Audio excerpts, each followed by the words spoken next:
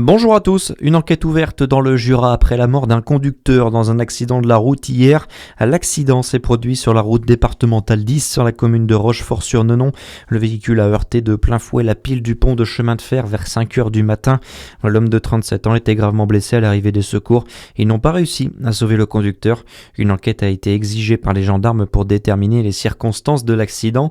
Des analyses toxicologiques doivent avoir lieu pour détecter d'éventuelles traces de drogue ou d'alcool. Un rendez-vous très attendu qui commence aujourd'hui. L'assemblée plénière de la région Bourgogne-Franche-Comté se tient jusqu'à demain à Dijon.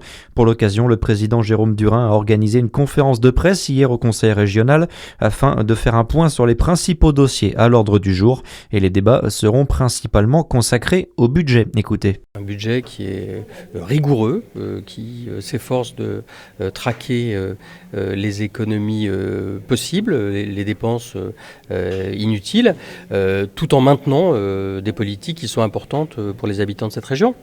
On sanctuarise les crédits de la culture, parce que c'est extrêmement important pour nous, et puis partout où c'est possible, on fait des efforts, en espérant que la copie que l'État va nous adresser ne sera pas plus dure encore que ce qu'on a imaginé, parce que quand même on a déjà affaire à 55 millions à trouver, ce qui à l'échelle du budget régional n'est pas rien. Jérôme Durin, président de la région Bourgogne-Franche-Comté, au micro de Charlie Chevasson.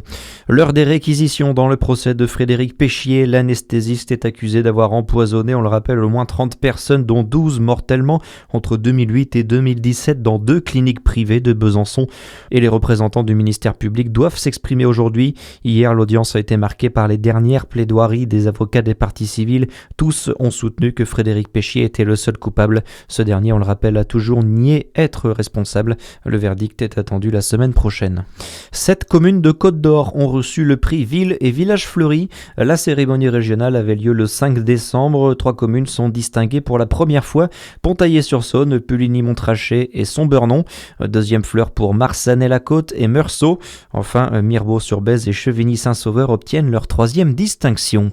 Dans le reste de l'actualité, les agriculteurs toujours mobilisés en Ariège, ils manifestent une nouvelle fois ce matin à l'appel de la coordination rurale pour soutenir cet éleveur impacté par la dermatose nodulaire.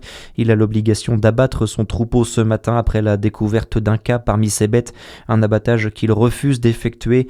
Les manifestants, eux, ont bloqué les accès à la ferme pour ralentir l'arrivée des services de l'État. Les sports avec du handball, match amical pour la JDA hier soir qui était privé de plusieurs de ses cadres.